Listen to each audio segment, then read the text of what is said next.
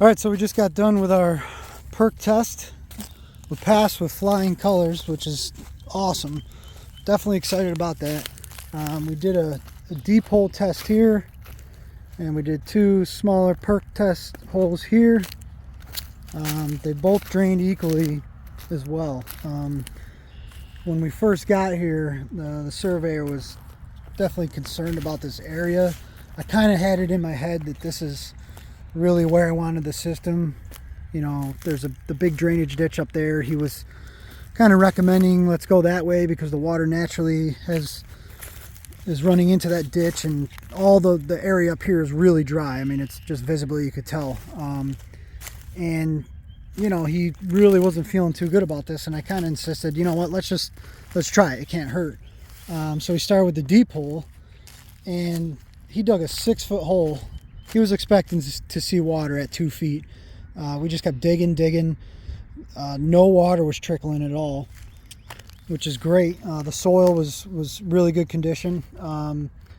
And I think after about an hour, there was a little bit of seepage, maybe at like 5 feet, which is still surprising. And it, you know, it would have been okay if it did seep in even higher than that. But that's really good. That's excellent considering that right after the winter, there's areas around here that was, you know, it was like a lake over here that dried up completely. So you don't really ever know what's going on under the ground and how the water wants to flow. But basically we passed this.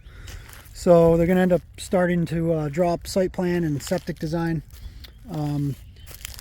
One thing he recommended was, it's probably hard to tell on camera, but you know, there's some big dips around here, and likely what we'll do is dig like a U-shaped swale, if you will, not necessarily a ditch, just to keep any water that does come from this field, just to not have it feed into the leach field. That way it could kind of kick around, and there's a low spot all the way around here, so that'll work out really good. And what I was here doing earlier was trying to figure out how to drain this sort of lake that ends up over here, and I was going to go through the woods with a culvert pipe and drop it into the ditch over there. And then he's like, why don't you just tie that into that ditch that we're going to do? So that'll work out perfect. That'll drain this entire spot.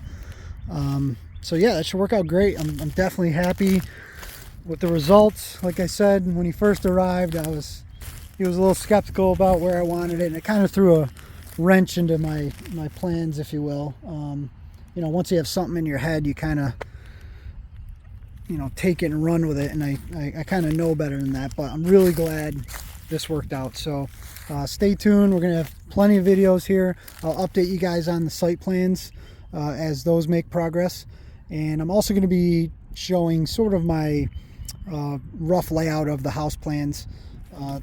Maybe I'll try to superimpose that on top of the site plans just to kind of see the whole makeup. And yeah, stay tuned and look for the next video.